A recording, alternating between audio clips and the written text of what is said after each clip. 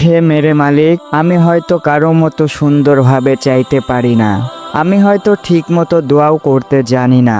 অনেক কথা বুকের ভিতর জমা থাকে, কিন্তু মুখ দিয়ে বলা আর হয় না। আপনি তো সব জানেন হে আল্লাহ।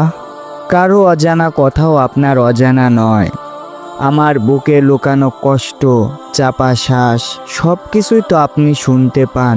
ইয়া রব, মেহেরবানি করে সেই দোয়াগুলো কবুল করে নিন, যেগুলো আমি লজ্জায় বলতে পারি না, যেগুলো কারো সাথে ভাগাভাগি করতে পারি না, শুধু চোখের পানিতে ভাসিয়ে দেই।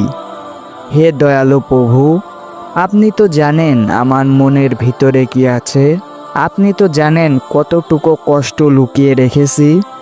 আপনি তো জানেন কত আশা, কত স্বপ্ন। আমি শুধু আপনার কাছেই ভরসা খুঁজি। ইয়া আল্লাহ, আমার লুকানো দোয়াগুলো কবুল করে নিন। আমার গোপন কান্নাগুলো শুকিয়ে দিন। আমার ভাঙা মনটাকে জোড়া দিন। আপনার রহমতে আমার জীবনটা ভরিয়ে দিন। ইয়া রব, যেখানেই থাকি আপনার হেফাজতে রাখুন। আপনার রহমত থেকে যেন কখনো দূরে না যাই। আমাকে সব দুঃখ থেকে বাঁচান। আমাকে হালাল রিজিক দিন, সুস্থতা দিন, শান্তি দিন।